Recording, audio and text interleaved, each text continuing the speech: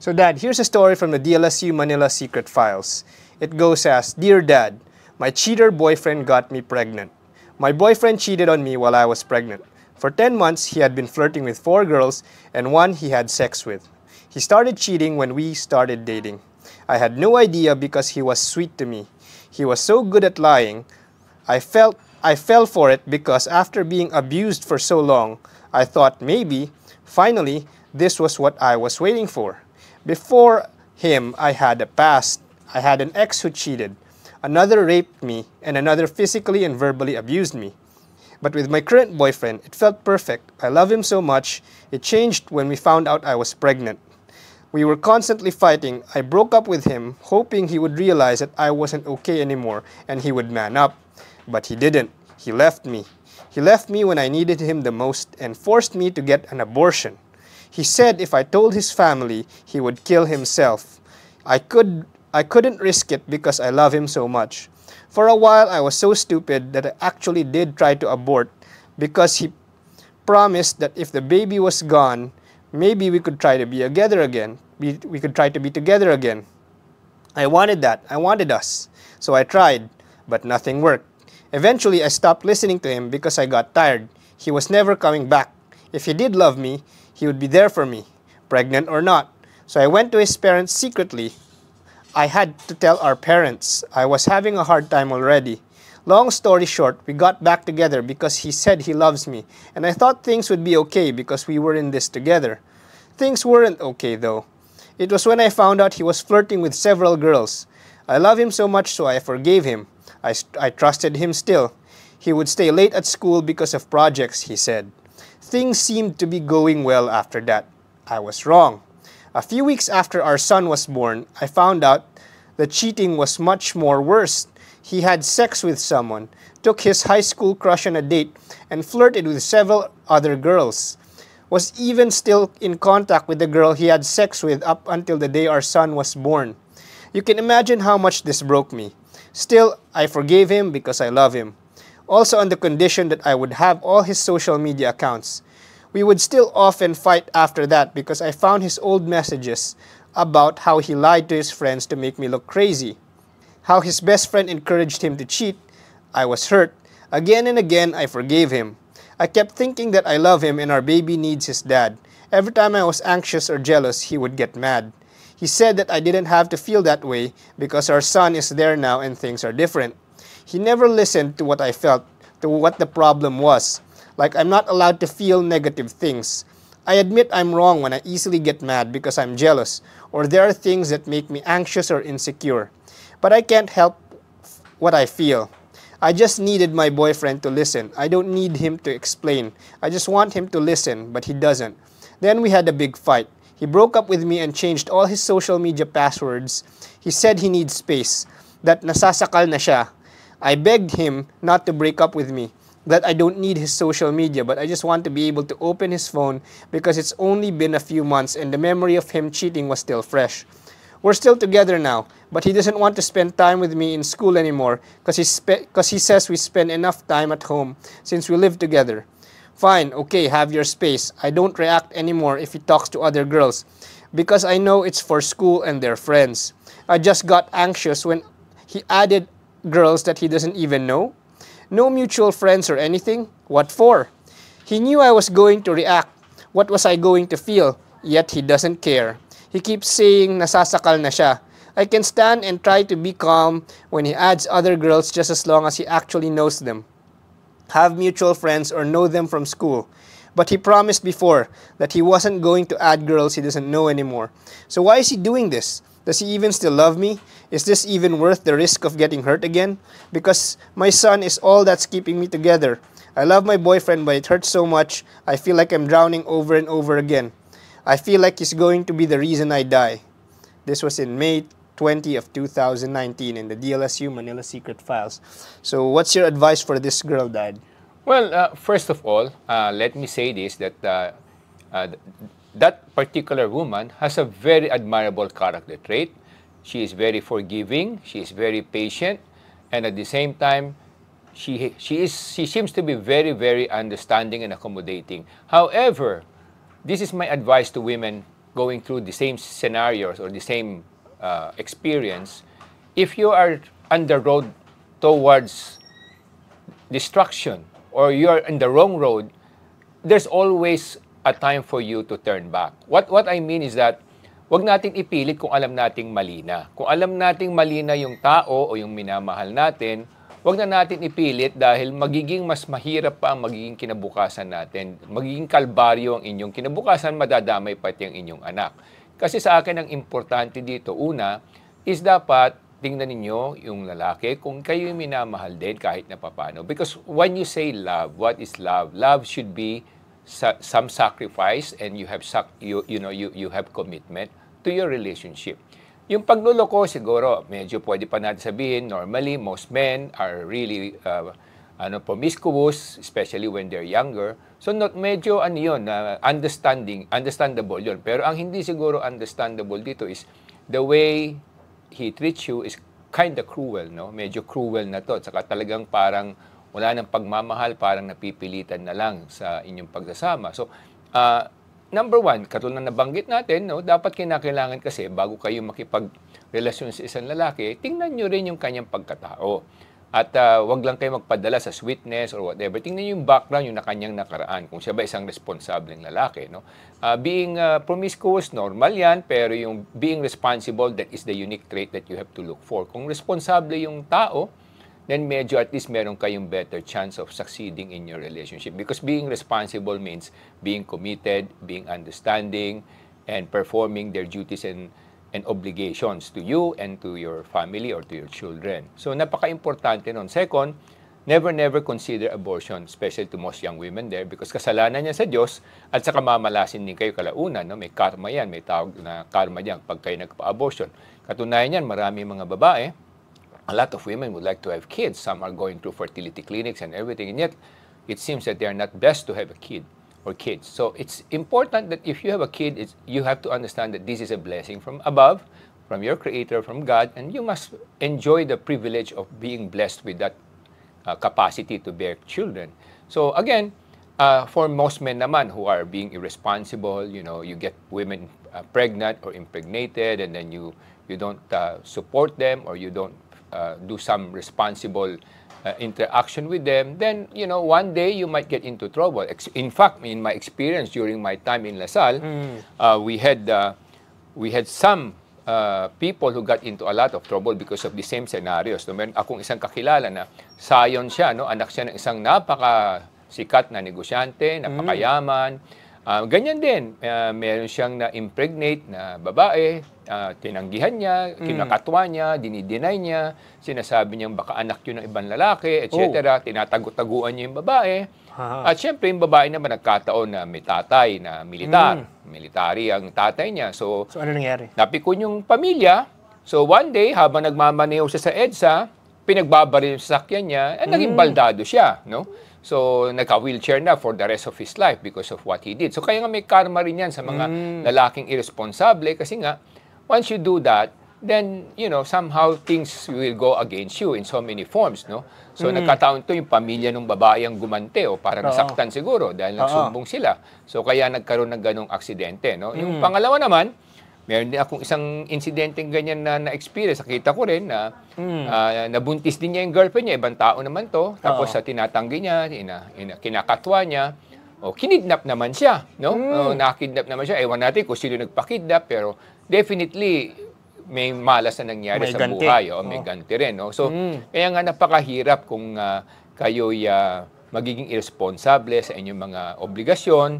Dahil wag natin kalimutan na tayong mga lalaki may kaunting kapilyuhan, talagang normal yan, alam naman natin yan. Minsan, mahilig tayo na marami tayong, kumbaga, minamahal. Pero wag natin kalimutan na yung responsibilidad napakahalaga niyan. So, kung hindi ka responsable sa iyong mga relasyon at sa iyong mga nagawa, talagang babalikan ka ng tadhana sooner or later. Yung mga marami pa akong nakita, marami pa akong na-witness na mga similar instances. Meron naman akong kilala na ganyan din, nagkaroon siya ng boyfriend, nagkaroon sila ng kumbaga nabuntis yung babae, pinalaglag niya. Oh. So, after that, syempre, medyo minalas din yung babae at minalas din yung lalaki. Paano so, malas? Yung babae, medyo nawalan ng pera, yung lalaki, ganun din, nalugi sa negosyo, minalas din, ano? Kasi nga, laging may dalang ano yan, karma yan, sabi nga nila, bad karma, no? So, every time you do something against the wishes of God, definitely some not good thing will happen to you. No? It's like the law of karma, di ba? Kasi abortion parang ano na siya, murder na Yes, siya, of no? course. No? In the eyes of God, you don't have the right to kill anyone, especially a helpless person or helpless baby or helpless being inside the stomach of a woman. So, yun ang mga darating sa'yo. No? Then, Upon inception ba, bata na yun? What's your opinion on that? Kasi may argument, di ba? well, yeah, may sinasabi sila pagka sa umpisa pa lang buntis na tapos hindi pa naman talaga nabubuo yung embryo, pwede yung papalaglag kasi hindi pa naman siya talaga being. No? Pero sa akin hindi kasi ganoon yun Sa aking tingin at pananaw na pagka nabuo yan, ibig sabihin kagustuhan ng Diyos at pagka kinitil mo yung buhay ng isang embryo or hindi pa embryo, parang nilalabag mo o kinakontra mo ang kagustuhan ng Panginoon. No? So, sa akin, anything that tampers with God's creation will definitely get into a terrible situation eventually. No? So, Siguro yung isa pang observation ko sa kwento niya na tinatanong niya kung mahal pa siya ng lalaki. Based sa kwento, anong tingin mo dun? Mahal pa ba siya? Well, sa tingin ko kasi ganito yan Kung mahal ka ng lalaki, siyempre minsan hindi natin maiwasan yung pagluloko, ganyan, kapilyuhan. Normal talaga yan sa ating mga kalalakihan. Ano? Pero kung sinasabi mong binabastos na siya o hindi na talaga, kumbaga, binibigyan ng oras. Kasi ano ba ang pagmamahal? Katulad sinabi ko, bukod sa sakripisyo, oras. Kung hindi ka na binibigyan ng oras at hindi naman nagpapakita ng kahit na kaunting sakripisyo para sa iyo, ibig sabihin nun huwag ka na mag-aksaya ng oras. Siguro panahon na para bumalik ka sa landas na tinahak mo at maghanap ka ng mas magandang landas. At siguro isang leksyon to na dapat yung matutunan na pag ganyan na, dapat go do your due diligence. No? So kung tagalasal ka, syempre naman, we expect that you have you have gone through a proper education or you have been taught properly. So dapat you know to do your due diligence. Ibig sabihin, tingnan mo yung pagkatao nung yung iibigin. Hindi porke napakabait sa'yo, napakalambing sa'yo, makwento sa'yo, sinasamahan ka, mahuhulog ka agad yung kalooban mo. Balikan mo yung nakaraan niya. Kung siya ay responsableng lalaki, siguro mas maintindihan ko pa kung yung kapilyuhan niya, pinagpapasensyaan mo. Pero kung hindi siya responsable, siguro wag ka na magsayang ng oras, sayang naman ang kinabukasan mo. Kasi isa lang ang buhay mo. Kung sasayangin mo ang oras mo sa mga taong walang kwenta, para na rin itinapon mo na yung kinabukasan mo at ng kinabukasan ng mga anak mo. Yun ang aking may papayo sa kanya. Siguro yung sa observation ko rin sa lalaki, siguro kung yung lalaki masyadong gigil, parang nagmamadali siyang magalaw yung babae, hindi ba parang ano yun, red flag yun? Anong tingin mo, Dads? Kung halimbawa, anak mo yung babae, ano mapapayo mo sa kanya na kung masyadong nagmamadali yung lalaki na magkaroon sila ng intimacy, dapat bang red flag yun na obserbahan niya? Bakit nagmamadali ito? Baka mamaya gusto lang i-short time siya. Well, kasi ganito yan Normally, tayong mga lalaki, syempre meron tayong tinatawag na mga pag-iinit ng katawan. Kaya minsan talagang gusto nating magkaroon ng relasyon sa mga kababaihan dahil nga yung pangangailangan ng ating pangangatawan. Pero syempre, kung ikaw naman yung kababaihan, syempre, aralin mo rin, tingnan mo rin kung ano yung patutunguhan mo. Kasi ayaw ko naman mag-iipokrito, no? Marami sa ating mga kababaihan ngayon na syempre meron din mga pag-iinit ng katawan na naghahanap din ng kasiping, so kaya ganun na nangyayari. Pero siguro sa akin, kung sakali man na talagang hindi nyo maiwasan, at least kahit na paano do safe sex, di ba? Kahit na paano gumamit kayo ng condom or whatever contraceptives you can, pero better siguro condom para at least safe sex na rin yun, di na rin kayo magkasakit kung sakasakali, di rin kayo mabuntis, no?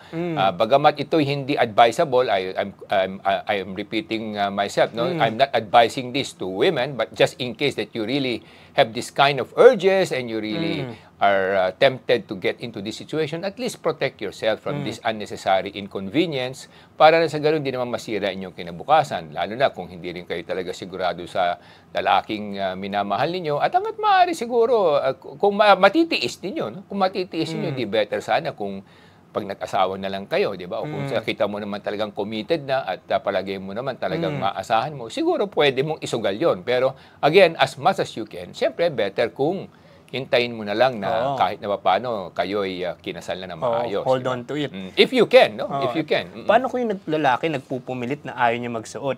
Red flag ba to? Well, yes, definitely, no? Kasi nga, siyempre, ibig sabihin, kung ayaw niya mag-safe sex, well, ano yan dalawa yan, ano? Ibig sabihin yan, sarili lang niya iniisip niya, gusto niya mag-enjoy lamang, no? O, pangalawa, kumbaga, wala siyang pakundangan, ano, sa kinabukasan mo, kung titingnan natin. Unless sabi niya sa'yo talagang pakakasalan kaya, seryoso siya at committed siya, then ibang story yon.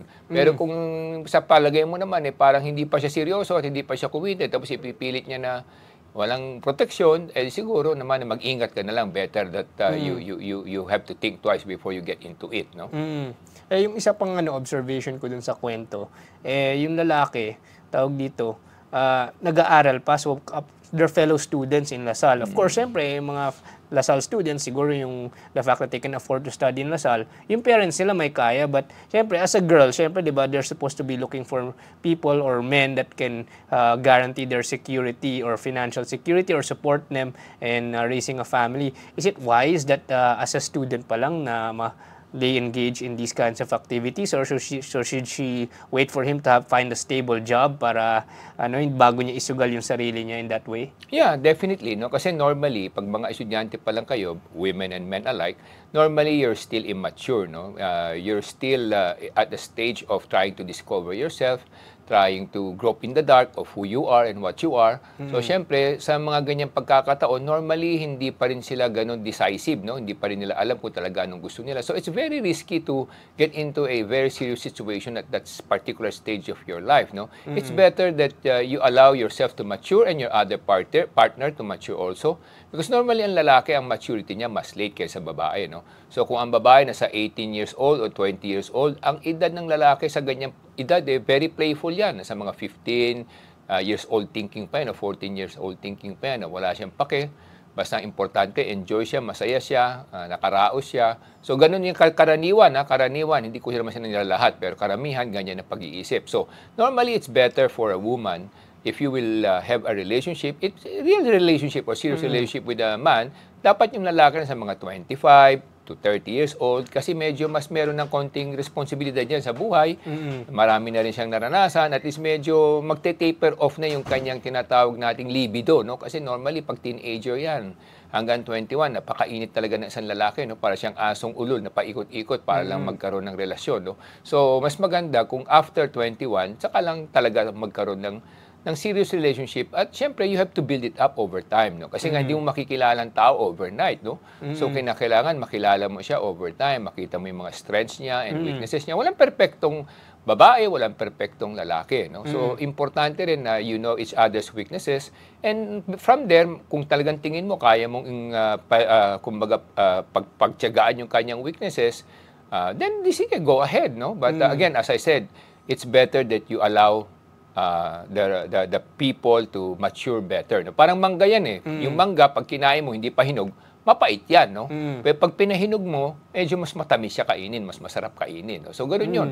So, again, to young women and to young men alike, no? So, if you want to be playful, that's fine, but you have to protect the interest of the other party. Wag lang sarili mo iniisip mo, no? Kasi kawawa naman siya, yung babae na iyong mabubuntis o masasaktan o mabibigyan ng sakit, no? So, yun ang una. Pangalawa, sa mga lalaki pa rin, no? Tandaan niyo pag kayo nakabuntis at hindi kayo responsable, it will come to bite you back, no? Kaya katulad nitong mga nakaraan, merong isang general na mapropromote sana pero hindi na-promote dahil nagreklamo yung asawa sa kanya. So, ganun din. Marami pang ibang mga professional na sa trabaho na sana ma-promote na pero dahil nagreklamo yung mga asawa nila o kabit nila o girlfriend nila sa kanilang pagkatao, nauudlot yung kanilang pag-unlad. Ganun din. So these are the things that will bite you back if you're irresponsible and you're careless with other people. Sa mga babae naman, if you can be patient enough and you can hold it enough, so that you can have relationships, commit your body and your soul to someone. By the time that you're a little bit more mature, it's better. Number two, of course, you should do your due diligence, no? Kasi at the end of the day, kayo yung magsasuffer kung hindi kayo paninindigan or kayo tatalikuran, ano? So, siyempre, pag kayo nabuntis, nagkaroon kayo ng anak, kayo magpapalaki doon sa bata. Oo. At kung hindi nyo kayang palakihin, ayun ang isa pang problema, no? Of course, pwede kayo mag-paternity suit, humingi kayo ng child support, pero siyempre, hassle yun, sa kaaway yun, no? Maraming friction yun sa relationship. Oo. Kung kaya mo naman na ikaw na lang magpakain, mas mabuti pa, then cut all ties, no? Kasi nga, it's useless to deal with someone who's irresponsible. You're just wasting your time, no?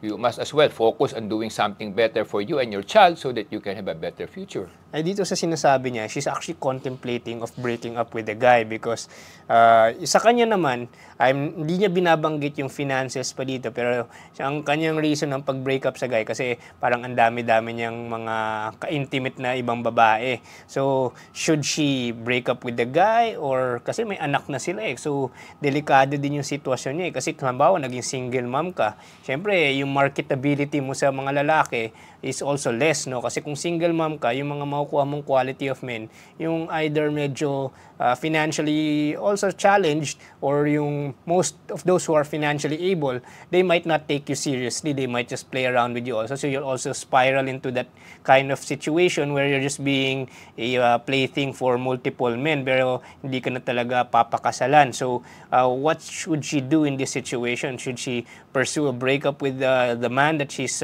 contemplating on breaking up with, or should she stick it out with him? Well, sa akin siguro, number one, prayers, no? You have to pray for wisdom so that God will guide you to which road that you should take. So that's number one. Number two, consult people who are really caring for you or who truly cares for you, like your parents. At least you can consult them because they would see better than you do, no? Kasi nga sabi nila, sometimes it's difficult to see clearer, especially if you're emotionally involved, no? So you have to consult people who cares for you, who truly cares for you, and give you a more objective assessment or evaluation of the situation. Kung may paki talaga sa kanya yung lalaki or if the man has a truly cares for her, no? Yes, so that's the second thing, no? So you seek advice and guidance from people who care for you.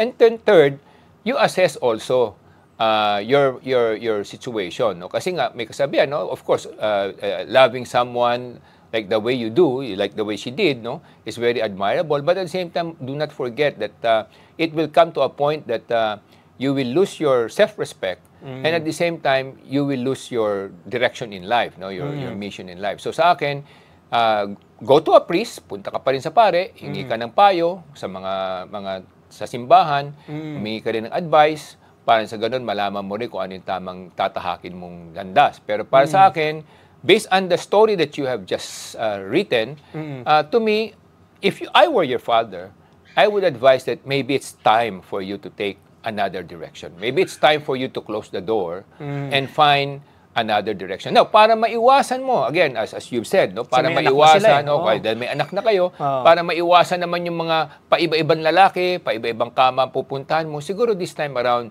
do your due diligence. And at the same time, if you will see someone or you want to see someone, siguro get some advices. Kasi kung hindi ka marunong pumili o medyo mas madali ka malinlang, kumuha ka ng advices sa mga magulang mo. Kasi at least yung mga magulang mo, kung sila nagmamalasakit sa iyo, kahit na paano siguro naman, kikilatisin din nila na maayos yung mga bagong manliligaw sa iyo, so that you can improve your chances of a successful relationship. Because there's no certainty in every relationship. No? Pero to me, if I were your father, this is my advice to you. First of all, believe that there is a God who puts people together. So pray. Pray for the right person to come to your life. Do not be in a hurry because sometimes it happens based on God's timetable, no, not our timetable. So huwag kang magmadali. Put your time and focus in helping your child to grow and become a better member of society. And also you focus on improving yourself, no? Get better educated so you can get a better career or get a better job or profession. So that your mind will be focused on improving yourself. So that instead of going after these men who are irresponsible, you wait for the right time for God to bring you the right men. And lastly, work with the right circles. So don't go around in the wrong circles. If you go in the wrong circles, definitely you will meet the wrong man. You go in the right circles. Meet people who are in the professional world or men who are irresponsible, na single and available.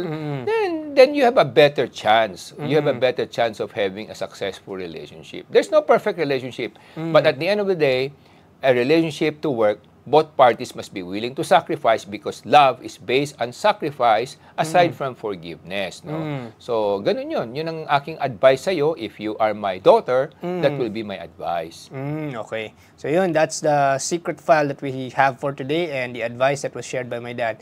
All right, thank you so much. Thank you. And if you have problems in life where we can help you to somehow lead a better life and better future, then please don't hesitate to write us or text us or send us a messenger Through so the that comments, we can through the comments or email so that we can somehow assist you and help you and guide you take the right course of action. Maraming po salamat. Thank you. Thank you.